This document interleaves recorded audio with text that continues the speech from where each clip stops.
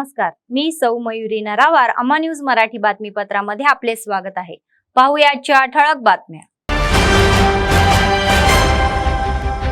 धरणी आणि प्रजावाणी अर्ज निकाली काढा असे म्हणणारे जिल्हाधिकारी. राजर्षी शहा यांनी अधिकाऱ्यांची बैठक घेऊन निर्देश दिले.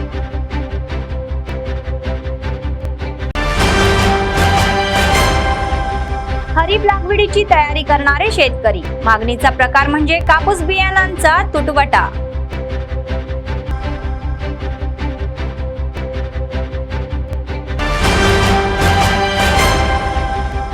मोठ्या थाटात पारसा सत्यनारायण वर्धंती. नेत्यांनी त्यांच्या सेवेचे कौतुक.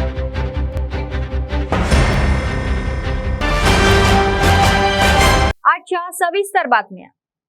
धरणी आणि प्रजावाणी प्रलंबित अर्जाची तपासणी करून ते आठवडाभरात सोडवावेत असे जिल्हा प्रशासक राजर्षी शहा यांनी सांगितले.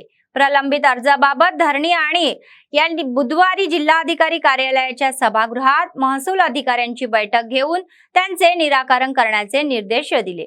पोर्टलवर प्रलंबित असलेले अर्ज तातडीने निकाली काढावेत असे धरणी यांना पाहायचे आहे, तर तहसीलदारांना प्रत्येक अर्जाची छाननी करून आवश्यक असल्यास केवळ ऑनलाईनच नव्हे तर फाईलच्या स्वरूपात क्षेत्र तपासणी करण्याचे निर्देश देण्यात आले. सदर अहवाल तपासून ते संबंधित अहवालासह जिल्हाधिकारी कार्यालयात सादर करावे, तर विशेष उपाययोजना करून पूर्ण कराव्यात असे ते म्हणाले.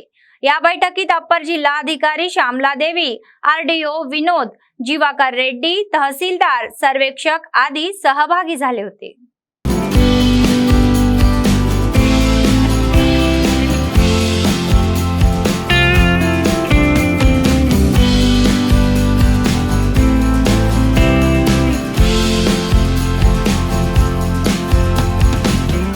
या महिन्यात पावसाची शक्यता असल्याचे हवामान खात्याचे तज्ज्ञ सांगत असताना शेतकरी खते आणि बियाणे गोळा करत आहेत, तर जिल्ह्यातील 80% जमीन चांगली सुपीक असल्याने यावेळीही शेतकरी कापूस लागवडीकडे झुकले आहेत.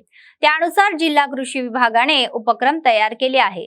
जिल्ह्यात यंदाच्या हंगामात कापसाचे क्षेत्र वाढण्याची संधी असल्याचे लवकरात लवकर लक्षात येताच कृषी विभागाने मंडळ कृषी अधिकारी व कृषी विस्तार अधिकारी यांच्या मार्फत शेतकऱ्यांनी AA अधिकारी त्या आकड्यासाठी खरीप क्रियालय अणू तयार करण्यात आला आहे. शेतकऱ्यांसाठी बियाणे आणि खतांचा तुटवडा भासू नये यासाठी विविध कंपन्यांना खते आणि बियाणे इंटेट देण्यात आलेली आहे. तर मात्र मागणी असलेल्या बियांना अभावी शेतकऱ्यांना त्रास होत आहे. 1-2 दुकानावरच ते मिळत असल्याने त्यांच्या समोर रांगेत उभे राहावे लागत आहे. तर येत्या जून महिन्यात दुसऱ्या आठवड्यापासून मान्सूनच्या शक्यतेच्या पार्श्वभूमीवर रोहिणी कार्तेचे आगमन झाल्याचे शेतकरी आपल्या साखळ्या आणि शेतात नांगरणी, जुनी पिकांची झाडे खाचळून टाकून त्यांची साफसफाई करण्यात व्यस्त झालेले आहे. जिल्ह्यात 5 लाख एकरावर पिके येण्याची शक्यता असून तर अव्वल स्थान कापूस आहे आणि जिल्ह्यात 10 लाखाहून अधिक बियाण्यांची पाकिटे लागतील असा अंदाज होता. तर मात्र आतापर्यंत केवळ 2 लाखच बियाणे प्राप्त झालेले आहे. त्यामुळे शेतकऱ्यांना बियाणांच्या संकटाला सामोरे जावे लागणार आहे. तर आता तरीही कृषी विभागाच्या संबंधित अधिकाऱ्यांनी विशेष लक्ष देऊन या बियाणांचा प्रश्न त्वरित सोडवावा अशी मागणी शेतकऱ्यांकडून होत आहे. तसेच कृत्रिम ही टंचाई निर्माण करून नफ्यासाठीही काळ्या बाजारात चढ्या भावाने विक्री करणाऱ्या व्यापाऱ्यांना ही शिक्षा व्हावी अशी मागणी शेतकऱ्यांकडून होत आहे.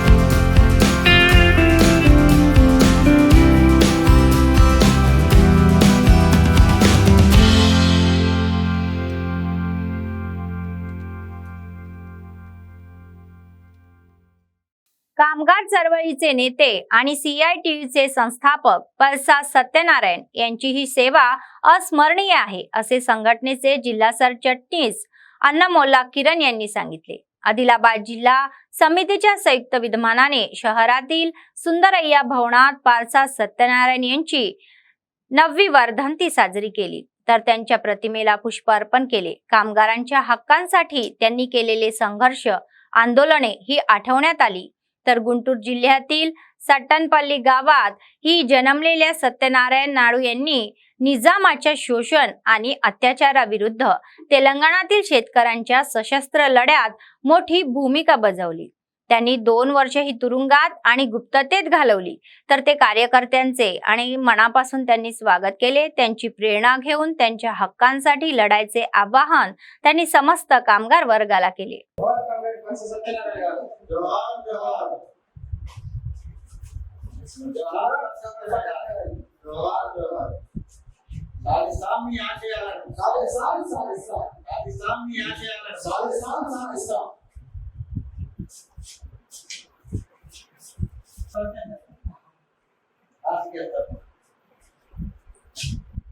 స్వాతంత్ర సమరయోధులు, వీర తెలంగాణ రైతాంగ సాయుధ పోరాట యోధులు, సిఐటియు వ్యవస్థాపక నాయకులు కామ్రేడ్ పరస సత్యనారాయణ గారి 9వ వర్ధంతి కార్యక్రమాన్ని సిఐటియు జిల్లా కమిటీ ఆధ్వర్యంలో ఘనంగా నిర్వహించుకోవడం జరిగింది. ఆనాడు నిజాం నవాబును ఎదిరించి కార్మికులకు, కర్షకులకు దున్నేవానికి భూమి కావాలని బందూకును బట్టి ఆ దొరతనానికి, వెట్టి చాకిరికి వ్యతిరేకంగా నాడు పోరాటం చేసిన పరస సత్యనారాయణ గారి జీవితం అందరికీ ఆదర్శం.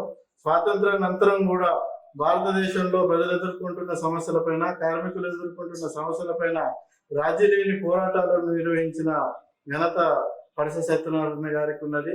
శాసనసభాపక్ష నేతగా, మార్క్సిస్టు పార్టీ నాయకుడిగా శాసనసభ పదవీ కాలంలో కూడా అనేక ప్రజా సమస్యలపైన అసెంబ్లీలో తన గొంతును వినిపించిన వ్యక్తి పరస సత్యనారాయణ గారు. సిఐటియు వ్యవస్థాపక నాయకుడు పరస సత్యనారాయణ గారు. సిఐటియు వ్యవస్థాపక నాయకుల్లో ముఖ్యుడు పరస సత్యనారాయణ గారిని ఈరోజు కార్మిక వర్గం ఆదర్శంగా తీసుకొని కార్మిక సమస్యలపైన పోరాటాలు నిర్వహించాలని, ప్రజా సమస్యలపైన పోరాటాలు निर्वहिंచాలని ఈ సందర్భంగా పిలుపునిస్తా ఉన్నాం. पीआरटीयू तेलंगणा राज्य सचिव पार्वती सत्यनारायण यांनी सांगितले की शिक्षकांच्या बदल्या आणि पदोन्नतीची ही प्रक्रिया या उन्हाळ्यात घेण्यात यावी आणि टेट बाबत स्पष्टता देण्यात यावी. आदिलाबाद जिल्हा केंद्रातील प्रेस क्लब येथे बुधवारी आयोजित पत्रकार परिषद मध्ये ते बोलत होते. त्यांनी तत्काळ बदल्या आणि पदोन्नती आणि प्रलंबित बिले आणि डीए भरण्याची मागणी केली. शाळा सुरू होण्यापूर्वी शिक्षक विभागातील सर्व रिक्त जागा भरण्यात याव्या आणि सीपीएस रद्द करून जुनी पेन्शन पद्धत लागू करायची आहे. तर 317 जीओ नुसार तर नुकसान झालेल्या शिक्षकांना न्याय द्यावा.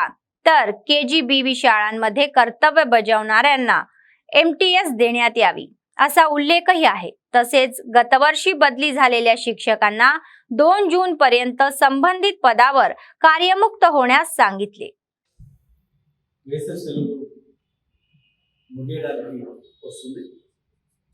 గత సెప్టెంబర్లో బదిలీ అయిన ఉపాధ్యాయులను వెంటనే బదిలీ అయిన స్థానం నుంచి కొత్త పాఠశాలకి విడుదల చేయాలని రాష్ట్ర ప్రభుత్వానికి విజ్ఞప్తి చేస్తున్నాం. అట్లాగే జూన్ 12 నాడు అన్ని పాఠశాలలలో ఏ ఒక్క పాఠశాలలో ఖాళీ లేకుండా విద్యా వాలంటీర్లను నియామకం చేపట్టడానికి విద్యాశాఖ తన సూచనలు అందజేయాల్సిందిగా రాష్ట్ర విద్యాశాఖకి విజ్ఞప్తి చేస్తున్నారు. అట్లాగే ఏళ్ల తరబడి సర్వీస్ రూల్స్ లేక పంచాయతీరాజ్ ప్రభుత్వ ఉపాధ్యాయులు మధ్యన వివాదం నెలకొని దశాబ్దాల తరబడి డిప్యూటీఓ, ఎంఈఓ, డైరెక్ట్ లెక్చరర్లు, జూనియర్ లెక్చరర్ల పోస్టులు ఖాళీ ఉన్నాయి. ప్రెసిడెన్షియల్ ఆర్డర్ కొత్త 2018 ప్రెసిడెన్షియల్ ఆర్డర్ వచ్చింది కాబట్టి ఆ రాష్ట్రపతి ఉత్తర్వులకు అనుగుణంగా సర్వీస్ నిబంధనలు రూపొందించి బదిలీలు, పదోన్నతులు వేసవి కాలంలో చేపట్టాలని రాష్ట్ర ప్రభుత్వానికి విజ్ఞప్తి చేస్తాం. అట్లాగే బదిలీలు, పదోన్నతుల ప్రక్రియ ప్రారంభం కావాలంటే ఇప్పుడున్న ఏదైతే టెట్పై వివరణ ఎన్సిపి ఢిల్లీ వారు స్పష్టమైన ఉత్తర్వులు జారీ చేశారు. వాటిపై రాష్ట్ర విద్యాశాఖ దాని తదనుగుణ్యంగా ఉత్తర్వులు ఇచ్చి ఎవరికి టెట్ అవసరం, ఏ పదోన్నతికి టెట్ అవసరం అనేది స్పష్టంగా రాష్ట్ర ప్రభుత్వ పక్షాన నిర్వహించాల్సిన అవసరం ఉంది. 300 ముఖ్యంగా ఈ ప్రక్రియ అంతా ముందుకు కొనసాగాలంటే 317 వల్ల నష్టపోయిన ఉపాధ్యాయులకి ఈ రాష్ట్ర ప్రభుత్వం చొరవ తీసుకొని 317పై క్యాబినెట్ సబ్ కమిటీ వేసింది. ఆ క్యాబినెట్ సబ్ కమిటీని వెంటనే నిర్ణీత కాలంలో నివేదిక తెప్పించి రాష్ట్రంలోని ప్రతి ఒక్క ఉపాధ్యాయులు 315 బాధిత ఉపాధ్యాయులని సానుకూలంగా రాష్ట్ర ప్రభుత్వం స్పందించి పరిష్కరించాలని విజ్ఞప్తి చేస్తూ 13 జిల్లాలలో బదిలీలు స్పౌజులై భార్యాభర్తల బదిలీలు ఇచ్చిపోయి ఆ బదిలీలను కూడా పరిష్కరించాలని కోరుతూ చివరగా అమ్మ ఆదర్శ పాఠశాలల పథకం ఈ రాష్ట్ర ప్రభుత్వం ప్రవేశపెట్టింది. దానికి సంబంధించి ఎండనక వాననక ఇంత తీవ్రమైన ఎండలలో ప్రధానోపాధ్యాయులు పనిచేస్తూ ఉన్నారు. ఆ పథకాన్ని ఆహ్వానిస్తూనే ఆ వేసవి కాలంలో పనిచేస్తున్న అమ్మ ఆదర్శ పాఠశాల పథకంలో ఉన్న ప్రధానోపాధ్యాయులకు వేసవి సెలవు లీవ్ प्रिझर्व చేయాలని राष्ट्र ప్రభుత్వానికి విజ్ఞప్తి చేస్తాం. आदिलाबाद जिल्ह्यात भक्ती श्रद्धामध्ये हनुमान दीक्षा सुरू आहे. हनुमान दीक्षा मिळालेले भक्तही विशेष पूजा करतात आणि आपली भक्ती व्यक्त करतात आणि ही स्वामींची अत्यंत कडक ही दीक्षा घेऊन ती पूजा केली जाते. याचाच एक भाग म्हणून मंगळवारी सायंकाळी शहरातील महागणपती मंदिरात हनुमान दीक्षा या विशेष पूजा करण्यात आली. अंजनेय स्वामीच्या प्रतिमेला ही सिंदूर अर्चना करण्यात आली. वैदिक विद्वानांच्या मंत्र उच्चारामध्ये पूजा संस्कार ही भगवान हनुमानाचे मोजमाप करण्यात आले. त्यानंतर भजन मंडळीच्याही सदनाने गायलेली भक्तिगीते विशेष लक्षवेधी ठरली. दीक्षार्थींना ही भक्तिगीतांवर नृत्यही केले तर अंजनेय स्वामींच्या नावाने मंदिर परिसर दुमदुमून गेले. या कार्यक्रमात स्वमुलू किशोर शर्मा, ओम प्रकाश शर्मा, आडेलू, संतोष, सौरभ, विकास, नवीन, भंडारी देवन्ना आदी सहभागी झाले होते.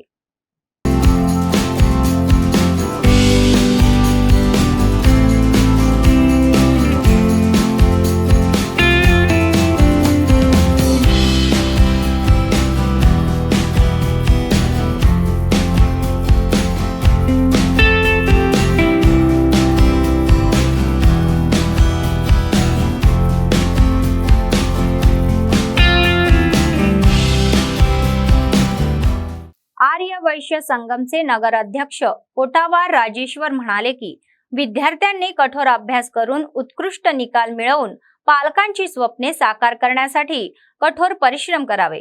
तेलंगणा आर्य वैश्य शिक्षक संघाच्या वतीने ही पालिसेट प्रवेश परीक्षेची तयारी करण्यात आली. विद्यार्थ्यांसाठी मोफत परीक्षण शिबिराचे आयोजन करण्यात आले होते आणि बुधवारी समारोप कार्यक्रमही पार पडला. स्थानिक विनायक चौकातील श्री सरस्वती शिशु मंदिर शाळेत गेल्या 1 महिन्यापासून प्रशिक्षण शिबिराचे आयोजन करण्यात आले आहे. तर शिबिराच्या समाप्तीनिमित्त आयोजित कार्यक्रमाचा एक भाग म्हणून प्रशिक्षित शिक्षकांचा सत्कार करण्यात आला. या कार्यक्रमात आर्य वैश्य शिक्षक संघाचे प्रतिनिधी प्रसाद, हरीश, सुभाष, भास्करराव आदी सहभागी झाले होते. या प्रशिक्षणात सहभागी झालेल्या विद्यार्थ्यांना सर्वोत्तम निकाल मिळवावा यासाठी शुभेच्छाही देण्यात आल्या.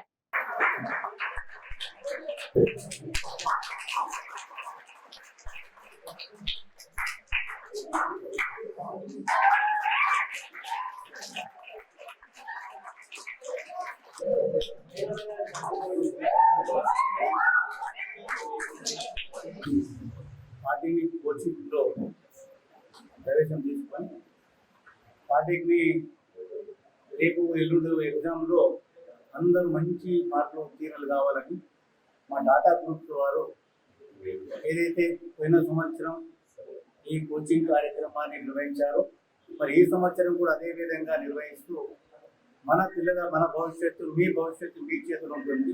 మీ తల్లిదండ్రుల యొక్క ఆశయాన్ని ముందు తీసుకుపోవడానికి మీరే దానికి మా కర్తవ్యంగా మీరు భావిస్తూ అన్ని రకాలుగా మీరు ముందుకు తీసుకెళ్ళినప్పుడే మీ అమ్మా నాన్నలు కూడా చాలా సంతోషపడతారని తెలియదు.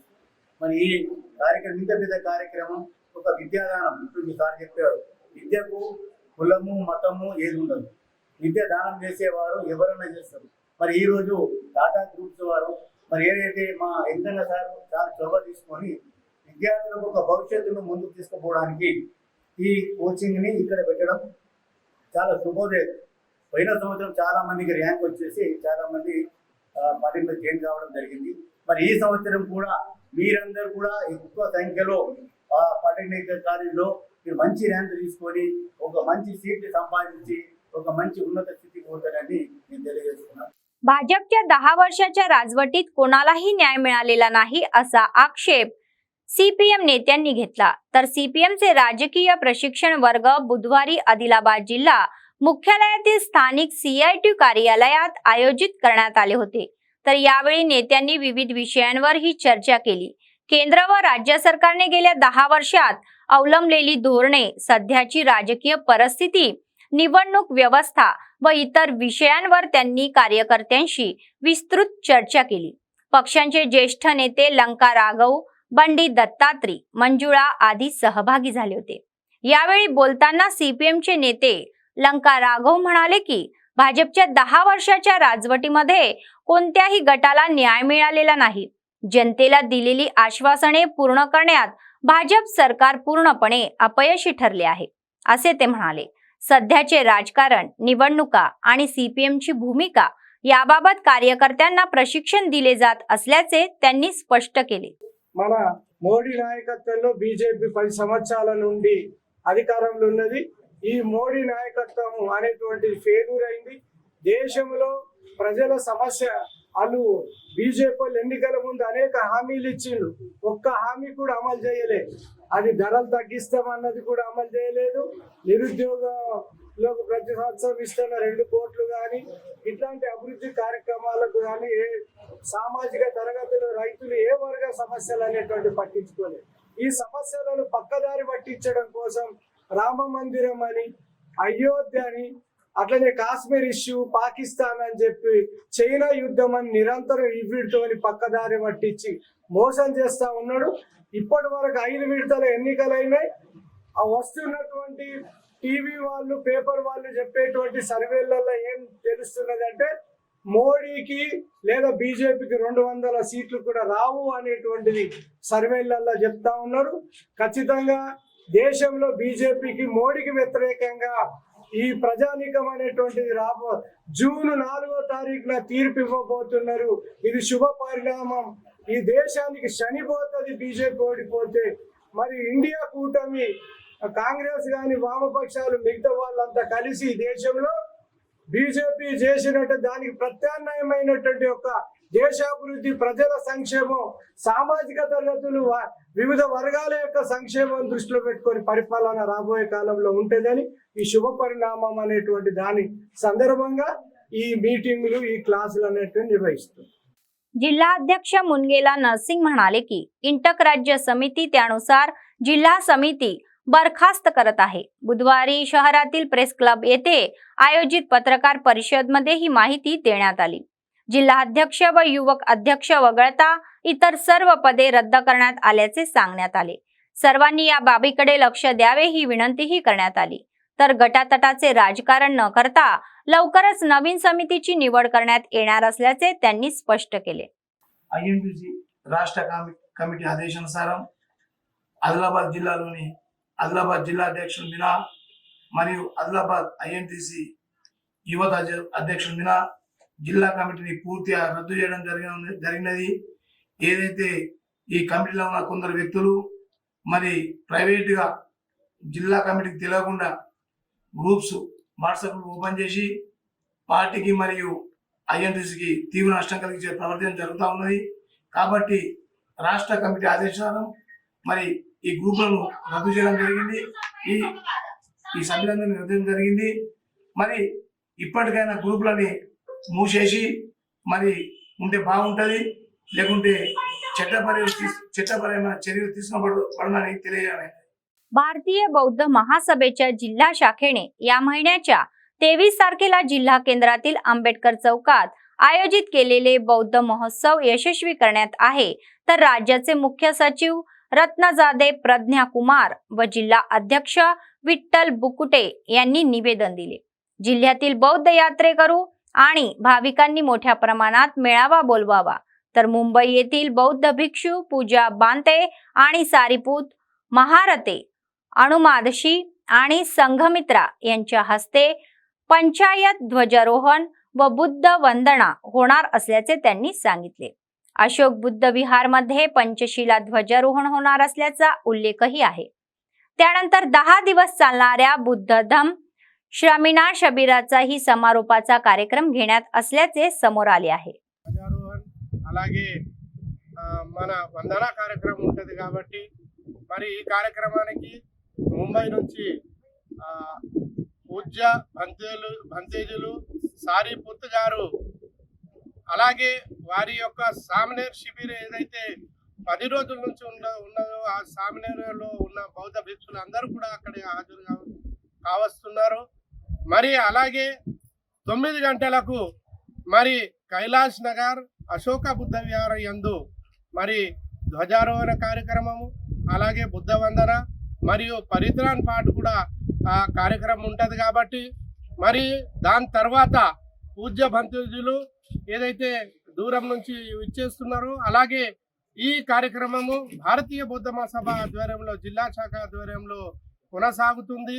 మరి అలాగే ఈ కార్యక్రమానికి ముఖ్య అతిథులుగా భారతీయ బౌద్ధ మహాసభ రాష్ట్ర అధ్యక్షులు జనరల్ సెక్రటరీ అలాగే ప్రముఖులు కూడా పాల్గొంటారు కాబట్టి ప్రతి ఒక్కరూ జిల్లాలోని బౌద్ధ ఉపాసకులు తమ తమ బౌద్ధ విహారంలో తొందరగా ఈ కార్యక్రమము సమాప్తం చేసుకొని మరి ఈ కైలాష్ నగర్ అశోక బుద్ధ విహారంలో విచ్చేసి ఈ కార్యక్రమాన్ని విజయవంతం చేయాల్సిందిగా కోరుతున్నాము.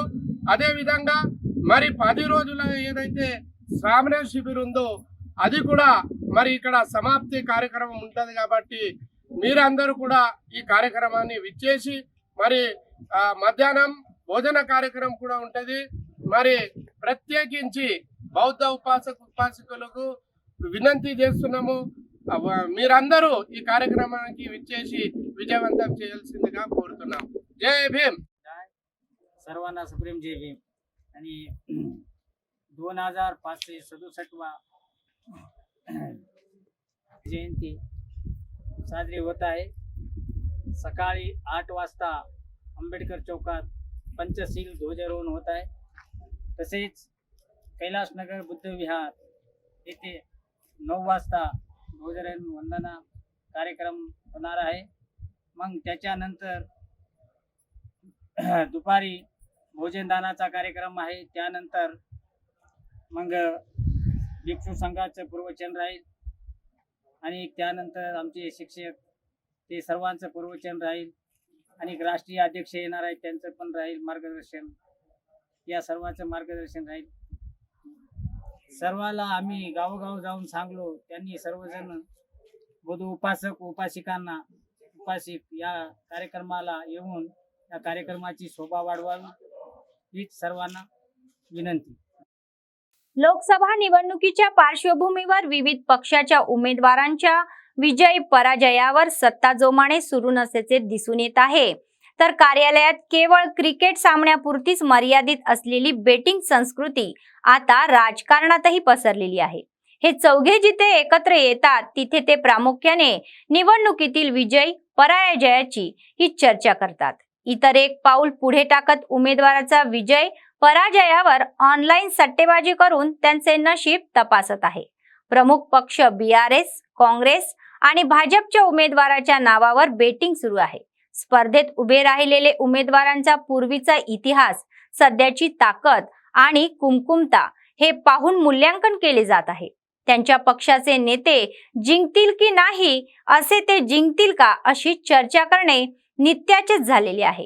पण आता त्या चर्चा बेटिंगच्या पातळीवर पोहोचलेली आहे. आदिलाबाद संसदेचे बोध, आदिलाबाद, निर्मल, मुधोळ, खानापूर, सिरपूर आणि आसिफाबाद विभागातील सट्टेबाजी केली जात असल्याचे दिसते. कोण जिंकणार हे जाणून घेण्यासाठी पुढील महिन्याच्या 4 जून पर्यंत वाट पाहावी लागणार आहे.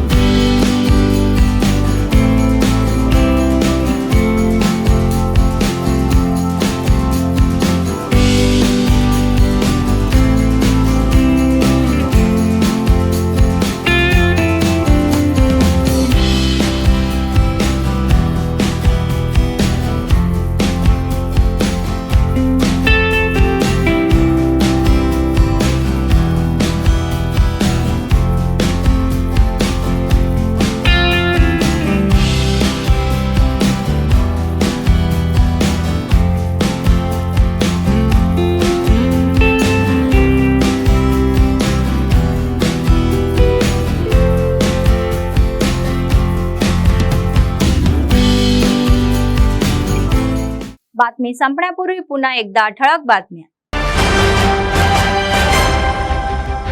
धरणी आणि प्रजावाणी अर्ज निकाली काढा असे म्हणणारे जिल्हाधिकारी.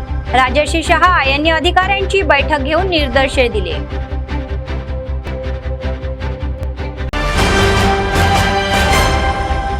खरीप लागवडीची तयारी करणारे शेतकरी. मागणीचा प्रकार म्हणजे कापूस बियाणांचा तुटवडा.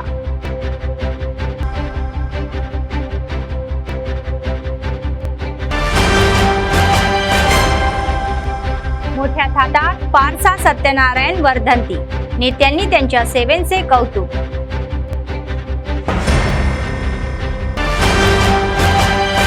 या होत्या आजच्या बातम्या. पुढच्या बातमीपत्रात पुन्हा भेटूया. तोपर्यंत पाहत रहा अम्मा न्यूज, सत्तेसाठी जनतेसाठी. नमस्कार.